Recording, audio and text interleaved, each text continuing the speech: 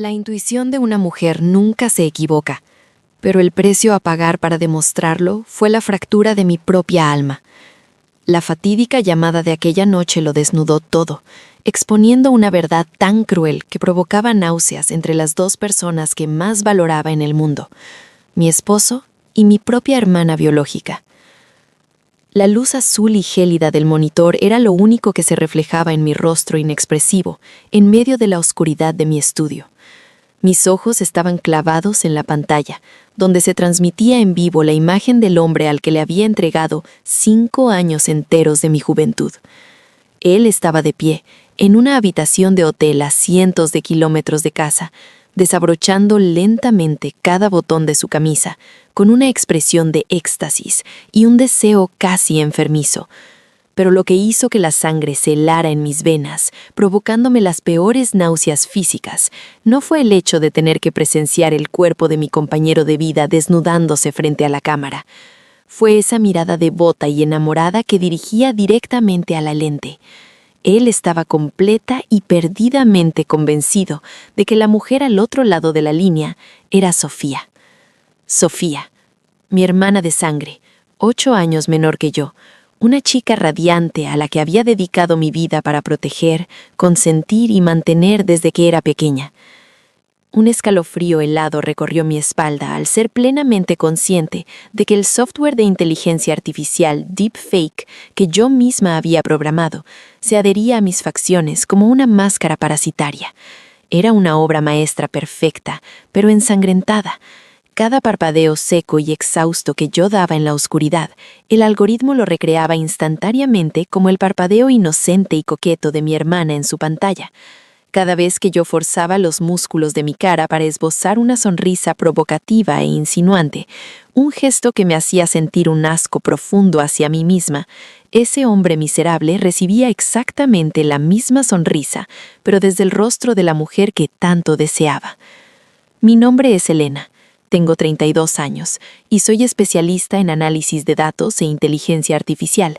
Y si la ruina de mi vida puede dejarle una lección a alguien, es esta. Nunca utilicen la tecnología para escarbar en los rincones más oscuros del corazón humano, porque el monstruo que encontrarán en el fondo terminará devorando cruelmente también su propia cordura. Déjenme contarles cómo fue que terminé sentada, inmóvil, en esta habitación helada, tejiendo con mis propias manos la sentencia de muerte de mi matrimonio aparentemente perfecto. Todo comenzó una noche de lluvia hace exactamente 3 semanas. Pero antes de abrir con mis propias manos esa puerta hacia un pasado lleno de lágrimas, necesito saber que no estoy sola en este viaje. Por favor, déjenme saber en los comentarios desde qué ciudad están escuchando mi historia. Hace 3 semanas, mi mundo seguía siendo un lienzo perfecto, pintado por mis propias manos y mantenido con mi sudor y mis lágrimas. En este matrimonio, yo era el pilar financiero absoluto. Mateo, mi esposo, era un arquitecto independiente con proyectos artísticos que a menudo quedaban inconclusos. Nunca me quejé. Usé mi salario de ingeniera senior para financiar su estudio, manteniendo intacta su fachada de hombre exitoso y su orgullo intacto. Y luego estaba Sofía, mi hermana de sangre, a quien envolví en lujos desde pequeña. Pagué cada centavo de su costosa matrícula universitaria y le compré los bolsos de diseñador que tanto anhelaba. A cambio, mi familia lucía cálida y perfecta. Mateo siempre interpretó el papel del cuñado modelo y atento. Solía prepararle tazas de té caliente a Sofía cada vez que nos visitaba, e incluso se sentaba pacientemente durante horas en el sofá, escuchándola hablar sobre sus dramas amorosos de la universidad.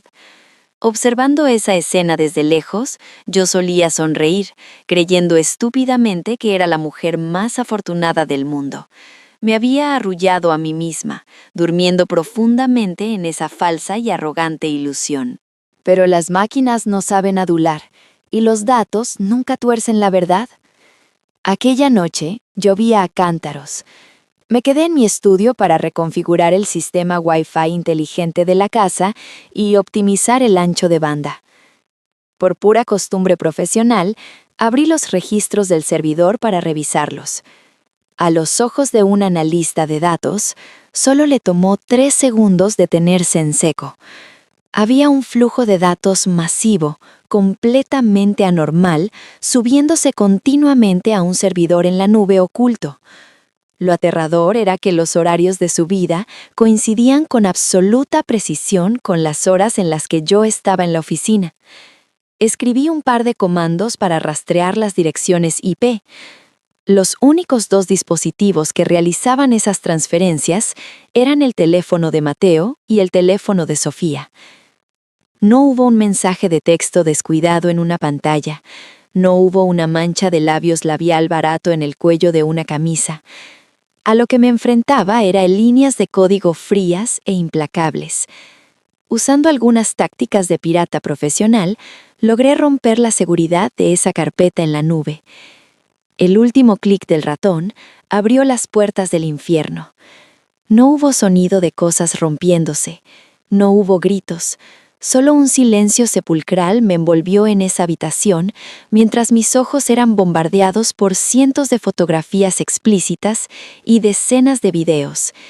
En ellos mi esposo ejemplar y mi dulce hermana menor se enredaban el uno con el otro, de forma apasionada y clandestina, sobre las sábanas de seda de mi propia cama, dentro de la misma bañera que yo usaba todos los días. Sentí como si alguien hubiera metido la mano en mi pecho para aplastar mi corazón. Pero en lugar de gritar como una lunática, mi cerebro de ingeniera activó de golpe un modo de supervivencia glacial. Todas mis emociones se congelaron en una fracción de segundo. No necesitaba montar una escena de celos ruidosa o patética. Necesitaba poner las cartas sobre la mesa. Necesitaba diseñar una condena perfecta. Una que garantizara que nunca más en sus vidas pudieran volver a levantar la cabeza. A la mañana siguiente, el sol salió con la misma indiferencia de siempre. Salí de mi estudio, habiéndome puesto la máscara perfecta de una esposa devota y una hermana mayor comprensiva. No derramé ni una sola lágrima. No hubo ni un solo ceño fruncido que delatara mis sospechas. Ese mismo fin de semana, casualmente, era el cumpleaños de Sofía. Yo misma horneé el pastel de fresa que tanto le gustaba. De pie en la cocina, serví el vino con total tranquilidad, observando cómo Mateo le entregaba tiernamente a la pequeña hermanita un collar muy costoso. Un collar que había sido pagado con la extensión de mi propia tarjeta de crédito. Sus miradas se cruzaron, furtivas, ardientes y cargadas de lujuria, justo frente a mi cara, en el centro de mi propio hogar. En lugar de abalanzarme y destruir la mesa, simplemente levanté mi copa y sonreí. Una sonrisa vacía, gélida. En ese preciso instante, dejé de verlos como a mi familia de sangre. A los ojos de una ingeniera de datos, ellos ya no eran más que 2 ratas de laboratorio, embriagadas en su felicidad sucia, ignorando por completo que corrían a ciegas dentro de una afilada jaula de acero que yo misma estaba forjando. Pero cuando caía la noche y la puerta de mi estudio se cerraba con llave, comenzaba la verdadera tortura para mi alma. Escribí un script de extracción de datos para descargar miles de videos del TikTok e Instagram de Sofía, desde su parpadeo mimado, la forma en que apartaba el cabello sobre su hombro, hasta sus labios entreabiertos y provocativos. Alimenté una red neuronal artificial con esa cantidad masiva de información. Durante 14 noches de insomnio, con ojeras cada vez más profundas, obligué a la máquina a aprender y simular perfectamente el algoritmo del deepfake. Pero lo más atroz y sádico de todo esto fue el proceso de prueba. Para que el aprendizaje automático registrara y mapeara las expresiones con absoluta precisión, tuve que sentarme frente a la cámara y obligar a mi propio rostro a actuar y recrear los gestos seductoramente vulgares de mi hermana. Cada vez que el algoritmo superponía el rostro de la traidora sobre el mío, cada línea de código que escribía en el teclado era una puñalada que desgarraba la dignidad de una mujer. Fue un proceso tan enfermizo y perturbador que perdí la cuenta de cuántas veces me derrumbé, vomitando bilis en la papelera debajo del escritorio. Pero no me permití colapsar. En la 14ª noche, la barra de progreso indicó que el modelo había alcanzado una precisión del 99.9%. La trampa de alta tecnología estaba completamente lista. Y como una perfecta ironía del destino, a la mañana siguiente, Mateo me anunció que debía salir de viaje de negocios el fin de semana hacia otra ciudad. La manzana envenenada estaba roja y brillante en la rama. Solo esperaba a que el codicioso abriera la boca para morderla. La noche del viernes llegó con una quietud asfixiante. Me senté frente a mis monitores, activé el sistema de renderizado en tiempo real y dejé que el rostro digital de mi hermana se fundiera con el mío. Inicié la videollamada encriptada hacia el teléfono de Mateo. Él respondió casi de inmediato, y así fue como regresamos al momento exacto que les describí al principio. Mi esposo, en una habitación de hotel lejana, desnudándose con devoción para la mujer que creía que era Sofía, mientras yo lo observaba desde la fría oscuridad de mi infierno personal. Usando el modulador de voz, comencé a manipularlo. Apelando a su ego masculino, lo guié sutilmente hacia el abismo. Le pedí, con el tono mimado y caprichoso de mi hermana, que comparara nuestra intimidad, que me explicara por qué seguía atado a una mujer como Elena y cuándo pensaba finalmente dejarme. El hombre que había jurado amarme en el altar mordió el anzuelo con una facilidad repugnante. A través de los altavoces de mi computadora, tuve que escuchar cómo me despojaba de toda mi humanidad.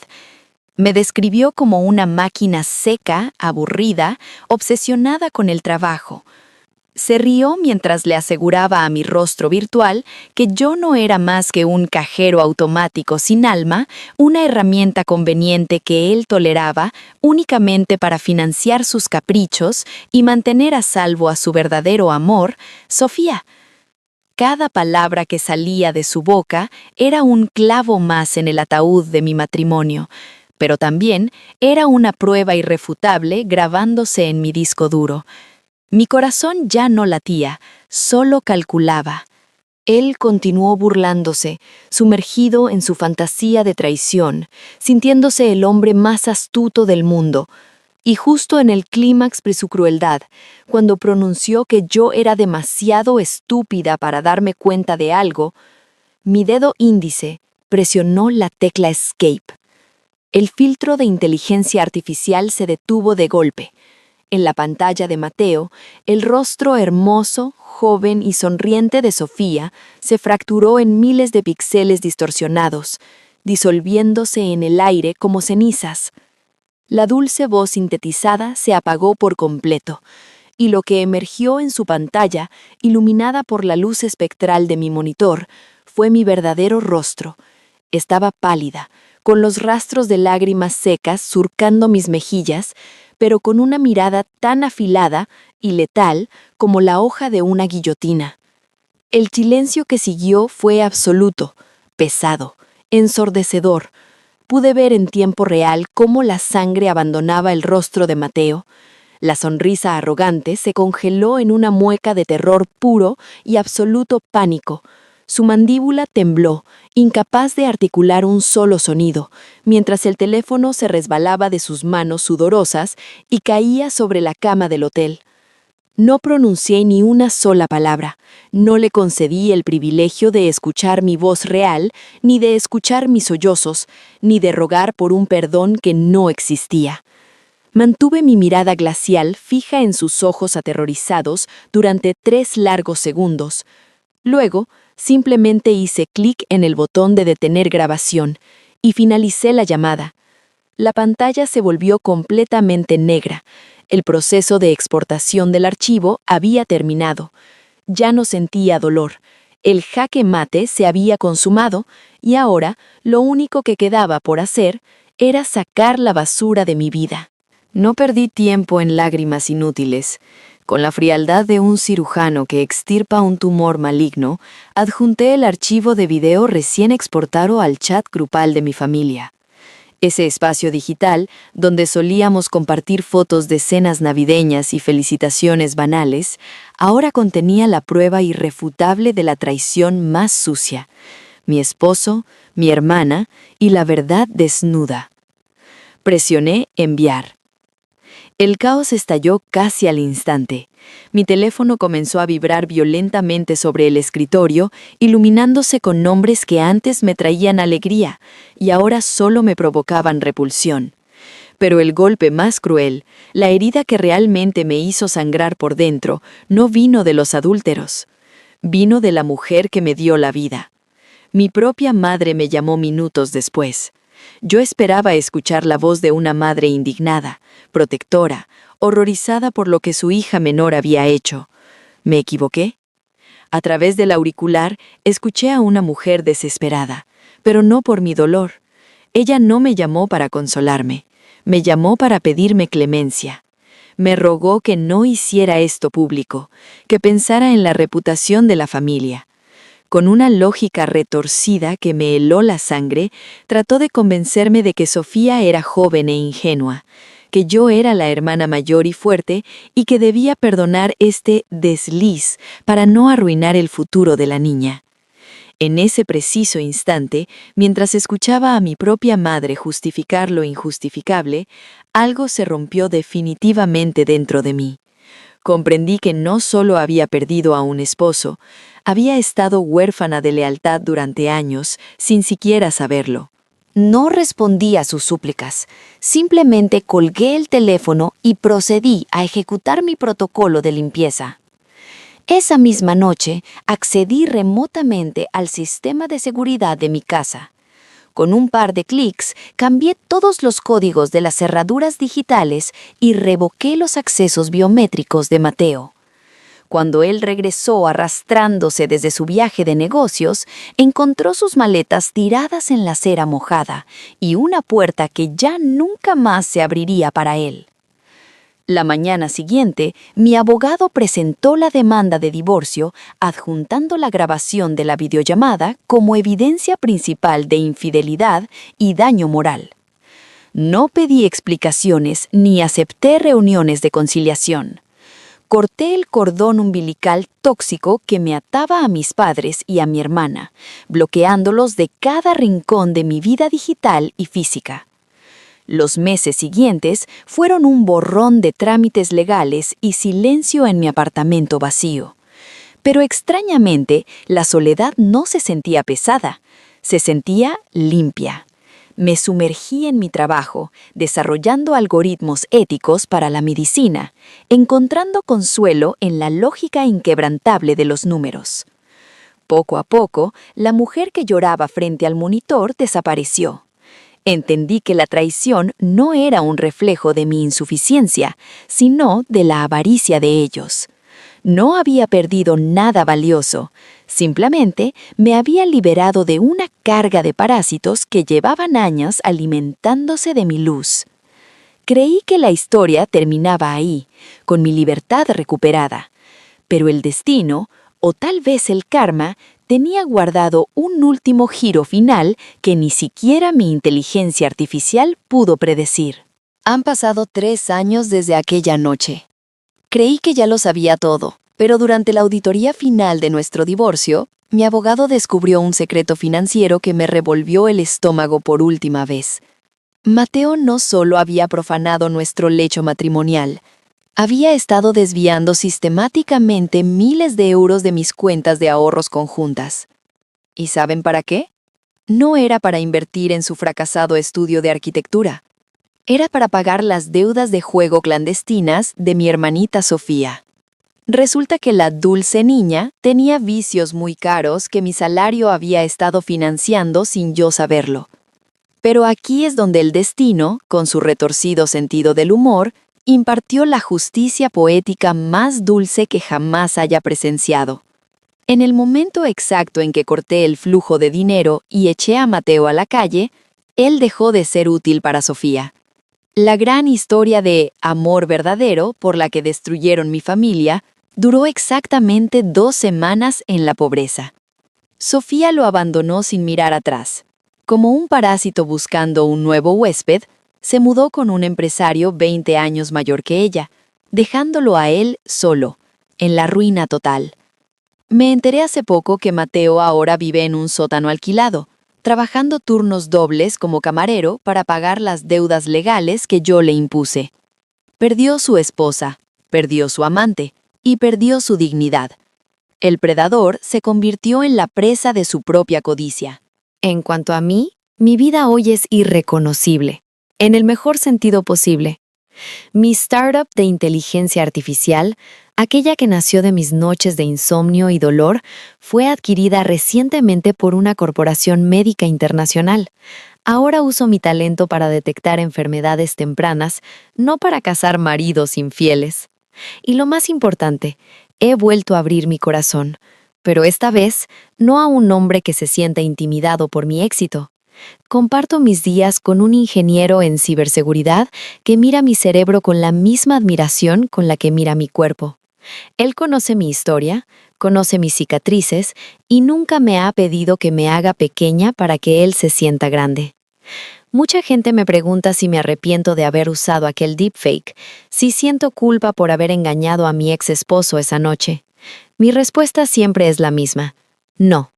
La gente dice que la tecnología es peligrosa, que la inteligencia artificial nos quitará nuestra humanidad. Yo creo lo contrario. La tecnología es solo un espejo de alta definición. No miente, no juzga, simplemente amplifica la verdad que los mentirosos intentan desesperadamente ocultar. Yo usé una mentira digital para forzar una verdad humana. Quemé mi antiguo mundo hasta los cimientos, sí, pero fue solo entre esas cenizas calientes donde pude, finalmente, reprogramarme a mí misma para ser libre. Gracias por escuchar mi historia. Si alguna vez sientes que algo anda mal, confía en tu instinto, no en tus miedos. Soy Elena y esta fue mi verdad. Muchas gracias a todos los oyentes por acompañarnos en esta historia del canal Su Corazón Oculto. Si este relato ha tocado tu corazón, no olvides darle like y suscribirte para ayudarnos a seguir creando y compartiendo nuevas historias. También te invitamos a dejar tu comentario contándonos qué piensas sobre este caso y desde qué ciudad o país nos estás escuchando. Nos encantará leerte y sentirte cerca. Queremos recordarte que todo el contenido, los personajes, las imágenes y la voz de este video son ficticios y han sido creados con el apoyo de inteligencia artificial durante el proceso de producción. Gracias de corazón por estar aquí con nosotros y hasta la próxima historia.